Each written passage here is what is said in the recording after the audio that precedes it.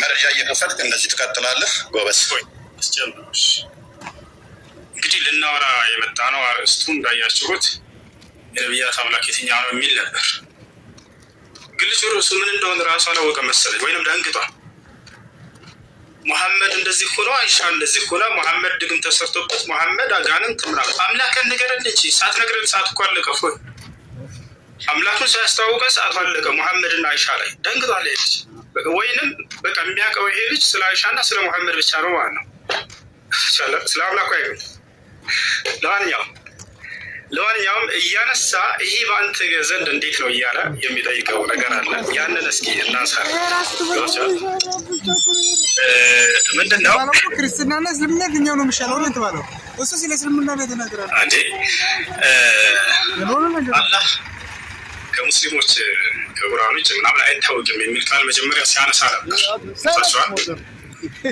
እግዚአብሔር ከኢትዮጵያዎች ይሄ ስም አይታወቅም ብትል የተሻለ ነበር። ፎይ የትኛውም ዓለም ላይ መስቀል አንጠልጥሎ እንደዚህ የዓለም ክርስቲያን ጋር ሄዳ አምላክ ማን ነው ብትላቸው ያንተን የአምላክን ስም አይነግረውም እኮ። ከኤርፖርት አያልፍም እግዚአብሔር የሚለው ስም ማለት ነው። አንተ ሌላ ዓለም ላይ ይታወቃል ካልክ ይህን በማስረጃ ታሳያለህ።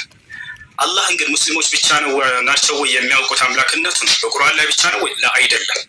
በምን ይታወቃል? በራሱ መጽሐፍ ላይ የአረብ ክርስቲያኖች አሁን ብሉይ ኪዳንና አዲስ ኪዳን ለናሙናነት ያክል ሙሴና ኢየሱስ አምላካቸውን አላህ ብለው እንደሚጠሩ በአረበኛ መጽሐፍ ቅዱስ ላይ ያሳየ ነው በማስረጃ። አላህን የምናውቀው እኛ ብቻ አይደለም። የራሱ የገዛ መጽሐፉን አያውቀውም። ላሳየች። ኦሪት ዘፍጥረት ምዕራፍ 1 ቁጥር 1 ምን ይላል?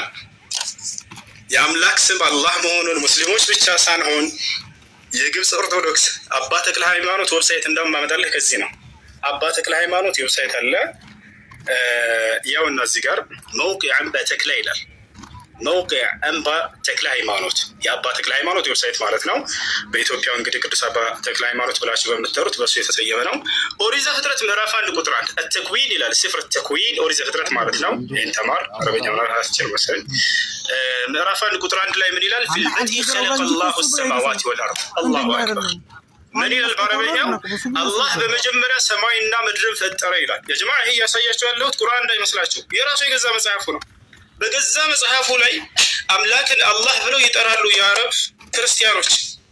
ይሄ ከብሉይ ኪዳን ነው። ከአዲስ ኪዳን ደግሞ ለናሙናነት ያክል ላሳያችሁ። የት እንገባለን? ያው እና እዚህ ጋር አልኪታቡል ሙቀደስ መጽሐፍ ቅዱስ። እሺ እዚህ ጋር ሁለት መጽሐፍቶች አሉ። አልአህድ አልጀዲድ አዲስ ኪዳን ላይ ልገባ ነው። አዲስ ኪዳን የሐዋርያት ሥራን እስኪ እንመልከት።